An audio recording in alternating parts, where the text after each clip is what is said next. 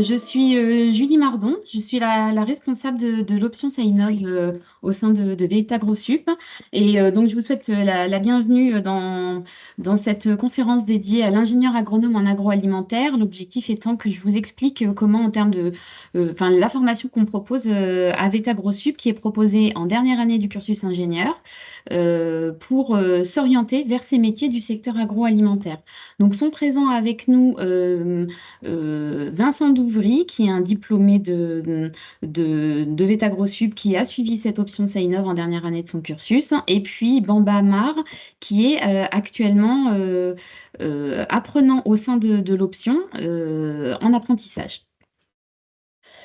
Alors, l'ingénieur agronome en agroalimentaire, l'objectif de l'offre de formation que nous proposons, c'est de pouvoir former des ingénieurs qui se destinent au secteur agroalimentaire. Ce secteur agroalimentaire, il est confronté à de grands défis actuellement et c'est pour relever ces défis que les étudiants suivent cette formation. Parmi ces grands défis, vous en connaissez sans doute. Un d'eux, c'est de garantir la santé et la sécurité des consommateurs, et puis également assurer la durabilité des produits et des modes de production alimentaire. Ce sont effectivement, à travers la formation, ce sont des défis qu'on souhaite relever pour pouvoir former les ingénieurs de demain du secteur agroalimentaire. Donc, les ingénieurs qui s'engagent dans cette formation souhaitent devenir acteurs des grandes transitions du secteur qui nous attendent dans les années à venir. Je vous ai mis sur la droite les champs thématiques de l'option Saïnov. Donc, vous voyez que vous avez de nombreux mots-clés que vous pouvez retrouver. Je vous laisse les découvrir, qui sont très diversifiés dans ce secteur. Donc, on est vraiment sur une formation très large qui peut former à différentes fonctions du secteur agroalimentaire, qui regroupe des métiers qui peuvent être très variés.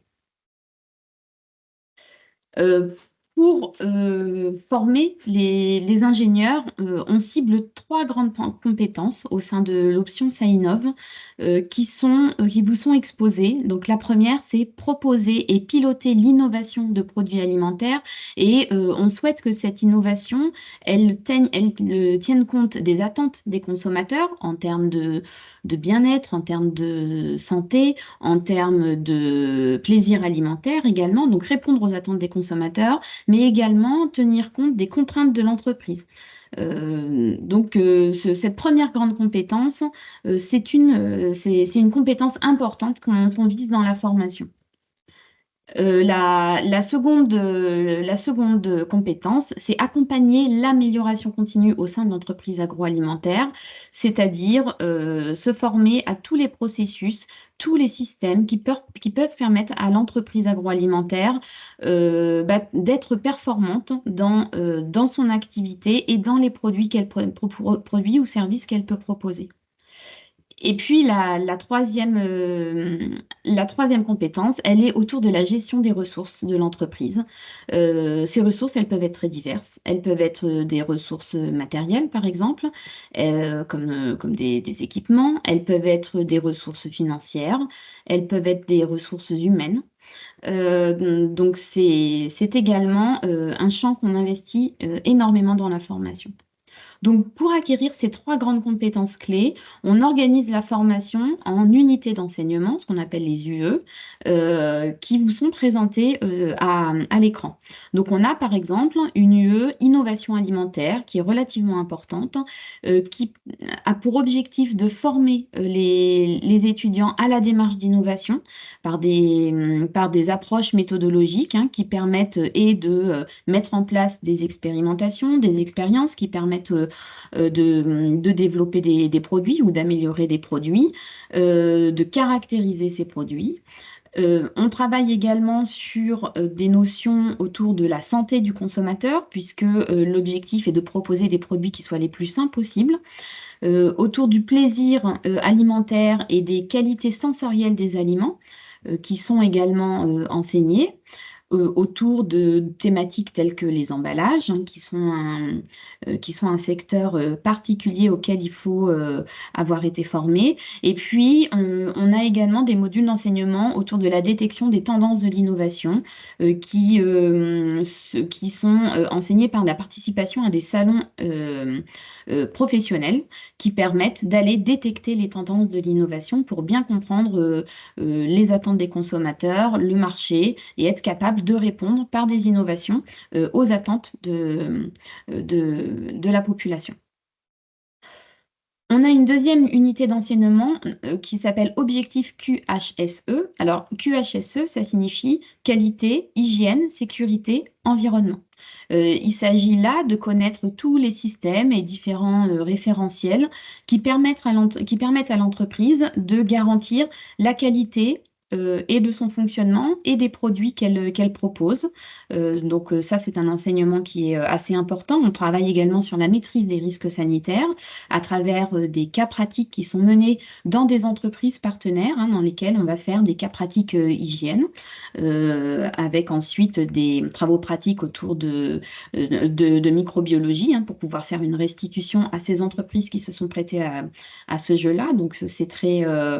on est dans des cas très pratiques et des expérimentations également qui sont menées. Et puis, il y a toute la dimension RSE, responsabilité sociétale des entreprises, hein, qui est de plus en plus développée dans la formation pour permettre d'accompagner les entreprises sur cette thématique et sur leur démarche sur tout ce qui va être empreinte environnementale, gestion des ressources au sein des structures. La troisième unité d'enseignement, elle est autour du pilotage et de la performance. Donc, il s'agit d'avoir des enseignements autour de la gestion de la production pour bien comprendre comment s'organise l'activité de production, de comprendre les outils et qui permettent d'assurer cette bonne gestion. Je pense que Vincent pourra nous en parler puisqu'il est responsable de production actuellement. Et puis, tous les outils de performance industrielle qui permettent de piloter une production qui soit efficace notamment, par exemple, des indicateurs de suivi ou la gestion des ressources. Et puis, bien sûr, des enseignements autour de tout ce qui est gestion budgétaire pour bien comprendre, pour être capable de bien piloter les entreprises. Ensuite, on a 3 autres UE qui sont plus transversales aux spécificités de l'option. On a une UE autour de tout ce qui est ingénieur-manager, hein. L'ingénieur, c'est avant tout un manager. Il doit être capable d'animer, de coordonner, de piloter les équipes. Et ce sont des choses qui s'apprennent. Donc, on travaille vraiment sur les bases qui sont nécessaires pour développer des qualités et des capacités de management en entreprise. On a également une unité d'enseignement autour des outils de l'ingénieur, qui est assez générique à l'ensemble des options, hein, qui ont dû vous être présentées antérieurement. Par exemple, des enseignements en anglais, mais autour de thématiques et de vocabulaire qui vont être plus spécifiques à l'agroalimentaire. Des enseignements de statistiques qui sont des bases, hein, qui sont vraiment importantes pour être capable d'analyser toutes des données très diverses qu'on peut être amené à manipuler en entreprise. Et puis, on a d'autres approches autour de la gestion de projet en proposant notamment aux étudiants un voyage d'études qui est mené à l'international, où là, les étudiants sont vraiment acteurs de leur voyage. C'est une gestion de projet qui est vraiment intéressante pour eux puisqu'ils choisissent la destination, la thématique qu'ils souhaitent aller étudier sur place et c'est à eux de monter le programme en contactant les différents acteurs et d'organiser ce déplacement qui s'organise en général sur une semaine. Et on a également une unité d'enseignement qui s'appelle construction du projet professionnel, où là, l'objectif est vraiment d'arriver à personnaliser son parcours à travers des projets d'ingénieurs, par exemple. Donc, ce sont des exercices qu'on propose en groupe. Ce sont des projets qui sont menés avec des commanditaires extérieurs, c'est-à-dire la plupart du temps des entreprises qui ont des sujets à confier à nos étudiants. Ça peut être des projets autour de développement de produits, en termes d'accompagnement sur de la performance industrielle, en termes de mise en place d'un système qualité, par exemple. Et donc, les étudiants ont un volume horaire assez important à consacrer à cet exercice et accompagnent l'entreprise pour répondre à la mission qui leur a été confiée. Il y a également des formations autour de la recherche d'emploi et recherche de stage également, pour vraiment préparer l'insertion professionnelle au mieux. Et puis, bien sûr, il y a des stages qui sont proposés, donc notamment le stage de fin d'études sur le dernier semestre de formation, qui est un stage de 6 mois, très professionnalisant, comme dans toutes les options. Et c'est également une formation qui est proposée en alternance, ou bien par contrat de professionnalisation, ou bien par apprentissage. En termes de débouchés, parce que c'est quand même un point, j'imagine, qui doit vous intéresser, je vous ai mis ici les métiers qui sont visés dans le cadre de notre formation. Ce sont des métiers qui sont très différents. Donc, il y a une certaine, vraiment, une polyvalence hein, à la sortie de cette option. Vous pouvez être chef de projet R&D, ingénieur en production, chargé de mission sur tout ce qui est qualité, hygiène, sécurité, environnement. Euh, Animateur de réseau, par exemple, ça arrive, hein, ou de filière, animateur de filière sous signe de qualité, être consultant, auditeur. Là, voilà, vous avez un panel d'exemples, mais il y a bien d'autres métiers qui sont possibles. Et puis, au bout de quelques années, hein, l'idée est d'aller assez rapidement vers des postes à responsabilité, responsable d'atelier, responsable production, responsable logistique, responsable qualité, hygiène, sécurité, environnement. Et je vous ai mis sur cette diapositive les quelques débouchés, quelques étudiants qui ont suivi cette formation, qui sont maintenant ingénieurs depuis quelques années, et les fonctions qu'ils exercent actuellement. Donc, vous voyez que c'est quand même très, très diversifié. Euh, voilà sur la présentation de la formation. Je vous propose d'accueillir maintenant Vincent Douvry qui est avec nous, qui est responsable production chez Rochia et qui va vous parler un petit peu de son métier d'aujourd'hui. Donc Vincent, je ne sais pas si tu nous entends. Oui, bonjour à tous. J'ai Bonjour. activé ma caméra, vous pouvez me voir, vous pouvez m'entendre normalement. Bon, bah, c'est parti, je commence par le démarrage. Donc j'ai suivi la formation entre 2019 et 2022. Donc c'était il y a 2 ans déjà que j'ai eu mon diplôme. J'ai fait la formation classique, c'est-à-dire par voie normale, et après j'ai fait le choix de faire Sign-Off, l'option qui a été présentée, en apprentissage, donc en contrat de professionnalisation, donc uniquement sur la dernière année. Euh, et j'ai rejoint l'entreprise Rochia. Donc, c'est une entreprise d'agroalimentaire. On est une trentaine de personnes dans le Puy-de-Dôme. On fait surtout du légume, donc du légume déshydraté. Bon, je suis un exemple parmi tant d'autres parce que dans ma classe, il y avait d'autres personnes qui faisaient de la boulangerie industrielle, il y avait d'autres personnes qui étaient en d'autres choses que de la production, etc. Mais mon parcours, du coup, c'est plutôt centré sur de l'amélioration continue durant cette alternance, avec notamment de l'efficience sur de la machine, des conseils sur des formations, etc. Donc beaucoup de choses assez variées qui sont du coup propices lors d'une alternance, puisqu'on peut voir beaucoup de choses, on peut rencontrer beaucoup de monde, donc c'est vraiment quelque chose de positif. Et ensuite, j'ai tourné un peu mon regard vers la production. Donc c'est tout ce qui va être productivité, indicateurs, etc., qui va amener du coup à gérer correctement tout ce flux dans l'usine. Donc mes gros enjeux à moi, dans mon métier actuel, ça va être d'avoir la bonne quantité de production, dans les bons délais, dans les bons timings, dans une bonne qualité, que ce soit d'un point de vue hygiène, d'un point de vue sanitaire, etc. Mais tout aussi dans un travail en sécurité des humains et la sécurité des denrées alimentaires. Donc tout ça en même temps. Donc lorsque tout se passe bien, du coup, on a des délais qui sont respectés, on a une qualité qui est respectée, on a la quantité qui est respectée. Donc voilà, c'est ça mon rôle aujourd'hui. En plus de ça, j'ai un rôle de manager, puisque j'encadre des équipes de production qui sont composées d'opérateurs, de chefs d'équipe et de chefs d'atelier. Ça dépend des usines, mais nous, on tourne en 3-8, c'est-à-dire qu'il y a du travail tout le temps. Il y a 3 équipes qui se succèdent tous les jours, et il y a du travail même la nuit. Ça marche pour les process qui sont continus. Donc nous, dans notre exemple, on fait du légume déshydraté, donc on va commencer le lundi et on va pas à couper le four tous les soirs, on va le laisser tourner et c'est pour ça qu'on est en 3-8. Donc du management donc à tous les niveaux, donc c'est des choses qui s'apprennent avec le temps, c'est des choses qu'on voit aussi avec tous les projets, au cours de l'année. Avec AgroSup, on a beaucoup de projets en groupe, que ce soit sur Sainov en 3e année, mais aussi tout le long de la formation, qui permet du coup d'apprendre déjà à travailler à plusieurs et de mener des projets, peu importe leur taille, jusqu'à la fin. Hem, donc voilà pour tout ça et ensuite, d'un point de vue innovation, en plus de ma casquette de manager, donc j'ai encore une casquette d'amélioration continue, donc qui est tournée du coup sur les process. Mes enjeux à moi, c'est qu'on produise bien et si on peut produire plus vite ou avec moins de pertes et cetera, c'est des choses qui sont très positives. Et on a aussi en ce moment beaucoup de sujets sur l'énergie, donc la sobriété énergétique, d'avoir une usine du coup qui tourne de la même manière, mais pourquoi pas en réduisant nos consommations en eau ou en la réutilisant, pareil avec l'électricité et cetera. Donc l'innovation et l'amélioration, elle peut avoir beaucoup de débouchés. Aujourd'hui, moi, je ne fais pas du tout de R&D, mais je fais ce qu'on appelle de l'opérationnel, c'est-à-dire, sur la ligne de production, sur le quotidien, avec, mes équipes, avec les personnes qui me soutiennent. Aujourd'hui, dans mon service, on a embauché récemment une alternante qui était, Vét-AgroSup en Scienov en 3e année, qui a ce travail-là. Elle travaille sur la filière, de l'ail en Auvergne, puisque du coup, c'est notre légume phare dans notre usine.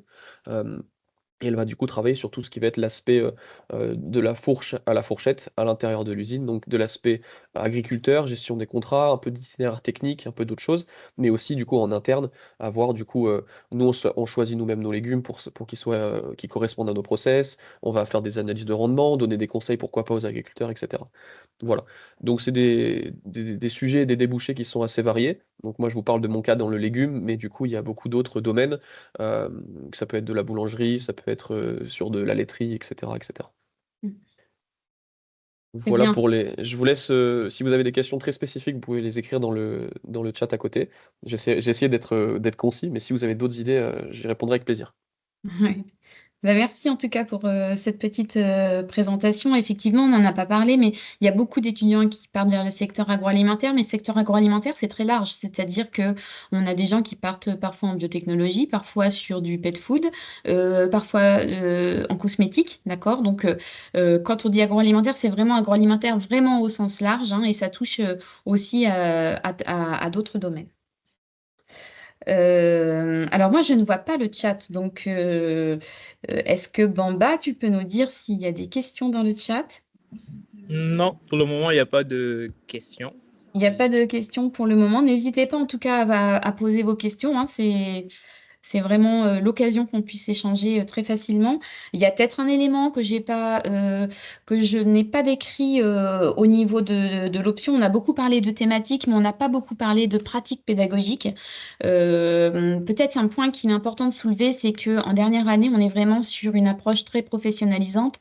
C'est-à-dire on va dire que presque la moitié des intervenants qui interviennent dans la formation ne sont pas des enseignants de l'équipe pédagogique, mais des personnes, des professionnels qui ont des expertises diverses, qui viennent d'horizons divers, d'entreprises diverses, qui viennent faire des interventions, qui viennent faire des cours ou des travaux pratiques sur des points bien spécifiques, de façon à vraiment accompagner les étudiants vers une professionnalisation qui soit la plus avancée possible, je dirais, pour les préparer au monde de l'entreprise. Et puis, on est également sur des pratiques pédagogiques telles que des travaux pratiques, des cas pratiques en entreprise, des diagnostics d'entreprise, des visites d'entreprise, des visites de salons professionnels, qui font qu'on a voilà, une diversité de pratiques qui nous permettent d'aller au plus près de la vie de l'entreprise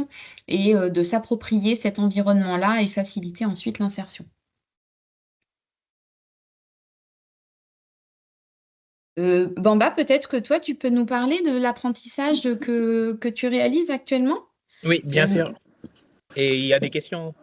Ah, d'accord. Alors, vas-y, dis-moi. Parce que moi, je ne vois pas du tout. Donc, je te laisse Alors, me dire. N'hésite pas. là, on a la question à Iliane Awish qui dit: Bonjour, je voulais savoir en termes de contenu de la formation, est-ce qu'il y aurait des différences entre le parcours initial et en alternance? Alors, sur le contenu de la formation en lui-même, oui. Sur les compétences travaillées, non, pas vraiment. Mais effectivement, sur le contenu de la formation, quand les alternants sont en entreprise, parfois les étudiants sont en cours, donc les étudiants travaillent sur des projets, la plupart du temps quand les alternants sont sur les périodes en entreprise. Donc, il y a certains modules qui visent des compétences qu'on estime que les alternants acquièrent en entreprise qui sont travaillés avec les étudiants ou des petits enseignements spécifiques sur des thématiques bien précises. Mais ce sont des compétences équivalentes. Par exemple, les projets ingénieurs que je vous ai présentés sont menés par les étudiants uniquement parce que les alternants, eux, ont leur propre projet à gérer au sein des entreprises dans lesquelles ils travaillent. Eux aussi travaillent sur la gestion de projet à leur manière sur la mission que leur a confiée l'entreprise.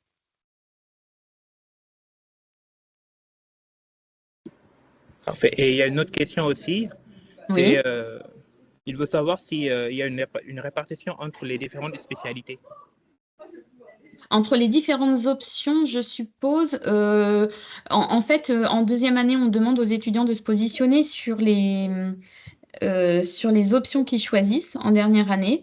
Voilà, la plupart du temps, ça se fait de façon très, très naturelle. Donc, chacun choisit l'option qu'il a envie de suivre Ah en oui, fonction de son projet professionnel. Si en je peux me fait, permettre d'intervenir. Ouais, pardon. Vas-y, Oui, Laurent. bien sûr. oui, en fait, la question, il a modifié. Il voulait dire la répartition des élèves entre les spécialités. Est-ce que le Ah, nombre d'élèves est fixé pour chaque spécialité?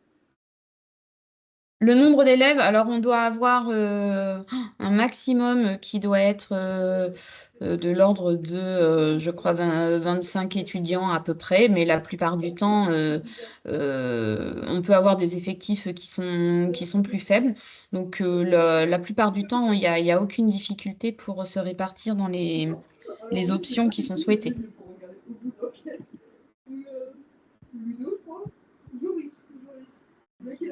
Il n'y a pas d'autres questions pour l'instant? Oui, si je et vais. ça, je crois que c'est pour Vincent. C'est pour moi, ouais. Ah, Alors, d'accord. il y a Jade Darras qui demande: Bonjour, y a-t-il une journée type en tant que responsable de production ou est-ce que ça change souvent? Journée type, c'est un peu difficile à décrire. Par contre, les enjeux sont les mêmes. C'est-à-dire que je dois m'assurer déjà que tout le monde va bien d'un point de vue sécurité, qu'on n'a pas de situation dangereuse, etc. Ensuite, que la production qui est en cours, elle est correcte aux attentes, aux standards. C'est-à-dire soit en termes de productivité, en termes de rythme, soit en termes de qualité. Nous, dans les légumes, par exemple, on cherche la couleur, on cherche l'aspect visuel, etc. Euh, et ensuite, du coup, tous les alignements qu'il va avoir en fonction de la journée. Donc si tout se passe bien, c'est des journées plutôt tranquilles. Si par contre il y a des écarts, parce que je sais pas, on a une machine qui fonctionne pas très bien, bah dans ce cas, il faut intervenir, et ça peut être de différentes manières. Soit c'est des sujets que je peux répondre en tant que responsable de prod, soit c'est des sujets auxquels je fais appel à des appuis beaucoup plus terrain, beaucoup plus techniques, etc., etc. Donc journée type, je dirais que non, mais les enjeux sont les mêmes, il faut que ça tourne correctement, en qualité, en sécurité, et du coup, bien sûr, les volumes, puisque c'est ce que mon patron attend de moi, c'est que ça fasse du volume. Voilà, j'espère avoir répondu à la question. Et j'ai oublié une parenthèse sur le management, bien sûr. Du coup, il y a quand même. Moi, à mon échelle, c'est assez petit, puisque je gère 25 personnes, 30 en fonction des intérimaires. Euh, mais du coup, ça fait partie du quotidien aussi d'aller voir tout le monde et de voir aussi les enjeux, si ils ont des remarques ou il y a beaucoup d'idées aussi des fois d'amélioration qui viennent du terrain. Donc de centraliser, de discuter, voilà, ce qu'on appelle un alignement en fait, de se mettre d'accord sur toutes les informations du jour. Mm.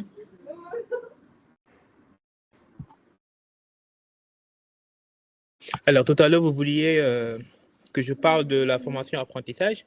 Alors, Eh moi, ben oui. je suis en apprentissage, du coup, comme elle a dit tout à l'heure, Madame Mardon, cette formation, cette spécialité un peu large. Du coup, je vais être amené à faire un peu les mêmes missions que Vincent. Je suis dans l'amélioration continue aussi, mais je vais plutôt être manager de production, quelque chose comme ça, ingénieur de production plutôt. Je vais faire un peu de management, mais je suis plus dans l'amélioration des méthodes pour que le produit derrière réponde en termes de qualité et de sécurité. Du coup, je suis dans le milieu de la volaille. Voilà. Et alors, que t'apporte la formation par rapport à ton alternance, à ton apprentissage? Alors, ça me permet d'avoir les outils de l'ingénieur qu'il faut utiliser, qu'il faut mettre en pratique pour répondre aux différentes questions qui peuvent émaner de la production, soit de ma hiérarchie ou bien soit des employés, mais aussi tout ce qui est performance derrière pour pouvoir mettre en pratique des stratégies pour que ce qui sort réponde en termes de quantité, mais aussi en termes de qualité. Cela me permettra de limiter tout ce qui est réclamation des clients, de répondre en termes de volume, d'être dans les délais, comme l'a dit Vincent tout à l'heure. Et l'anglais aussi, parce que nous, on est un grand groupe et il y a aussi le volet étranger. Du coup, par exemple, moi, dans mon cas, j'ai fait mon stage dans le groupe, mais en Pologne. Du coup, il a fallu mettre en pratique toutes les compétences que j'ai acquises en termes d'anglais, que ce soit appliqué dans la production, mais aussi dans le général, pour pouvoir communiquer et répondre aussi aux missions dont j'ai été amené à faire là-bas. Et peut-être si tu devais caractériser l'option par rapport à un enseignement un peu plus classique, comment tu le ferais? Qu'est-ce qui te semble distinctif, on va dire, dans cette formation-là, aujourd'hui? Dans la formation Sign-Off, Oui? alors, on est plus orienté vers côté alimentaire déjà, bah, c'est la base. Mais ce qui est distinctif, c'est qu'il y a les nouveaux enjeux qu'on prend en compte là actuellement dans la formation, tout ce qui est RSE, tout ce qui est RSE, mais en termes de management, de faire en sorte que ça réponde aux défis du futur. Bah, ça, c'est bien pris dans la formation, dans la spécialité Sign-Up. Donc, c'est ce que j'arrive à identifier, désolé. D'accord, très bien. Merci. Est-ce qu'il y a encore des questions dans le Oui, chat? oui. Ah, L'alternance est sur les 3 ans ou seulement la dernière année. Alors, je vais y répondre en tant qu'alternant. Donc, c'est sur les 3 ans. Donc, j'ai commencé mon alternance depuis la première année. En fait, en entrant en première année, il y a les missions qui sont définies en collaboration avec l'entreprise. Et cela te permet de savoir sur quoi tu vas partir pour la 3e année. Mais aussi, ça peut changer au cours si tu choisis de faire de spécialité. donc Mais ça, c'est dans le cas de l'apprentissage. c'est ça, Oui. mais les deux sont Ah. possibles parce que moi, du coup, je suis passé par le contrat de professionnalisation, c'est-à-dire que j'ai passé 2 ans en standard, c'est-à-dire que je suis allé à l'école tous les jours et j'ai pas fait d'alternance, j'ai fait mes stages, etc. Mais sur la dernière année, pour la spécialisation Sainov, j'ai fait le choix de passer en alternance. Donc on a vraiment les deux cas qui sont envisageables, hein. Il y a une dernière question. Bamba, je te laisse peut-être y répondre. La question, c'est est-ce qu'il y a une montée en compétences d'année en année au fur et à mesure des 3 ans d'alternance? Oh oui, oui, parce que les premières missions en première année, c'était plutôt des missions de technicien. Du coup, c'est la phase d'immersion en quelque sorte. Bah, dans mon cas, en quelque sorte, c'est la phase d'immersion. Du coup, je suis dans tous les ateliers, je regarde ce qui se fait partout. Et en deuxième année, là, les missions commencent.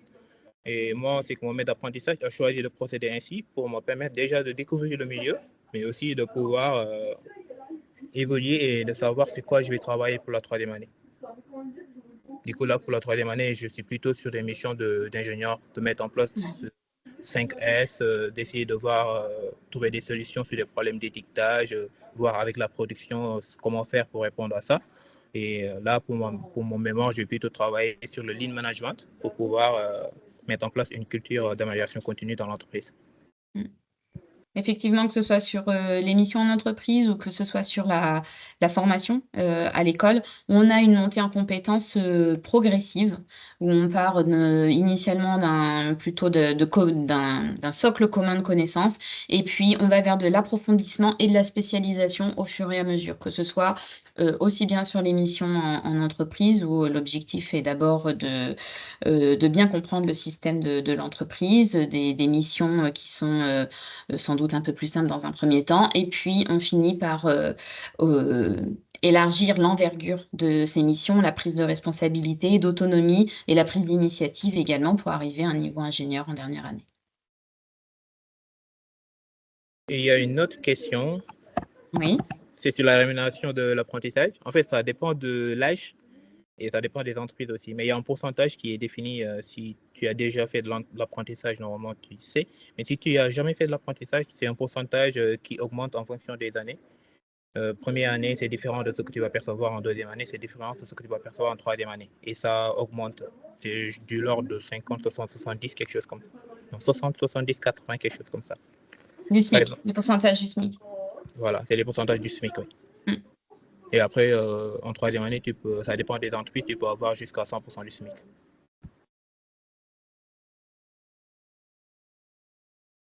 Je prends la dernière question. Quand est-ce que se fait le mémoire de fin d'année? Est-ce qu'il correspond au stage de cinquième année? La réponse est oui. Donc pour les alternants, on prend une mission qu'on a réalisée pendant la dernière année d'alternance, ou sur les 3 ans en fonction des alternants comme bon pas. Par contre, pour ceux qui font le parcours classique, ils ont le fameux stage de 6 mois de fin d'études, commun à toutes les options, et il y a une thématique qui va se dégager de ce stage qui sera du coup le sujet de fin d'études. Tout à fait. Alors, je pense que toutes les questions ont été Ont répondues. été posées? D'accord. Bah, écoutez, de toute façon, je pense qu'il va falloir qu'on s'arrête, hein, puisqu'une autre conférence a dû commencer, je suppose. Je vous remercie à tous pour votre participation. Bamba et Vincent, je vous remercie chaleureusement d'avoir contribué à cette conférence. Et puis, bah, je vous souhaite une bonne continuation dans ce forum à la découverte de nos formations.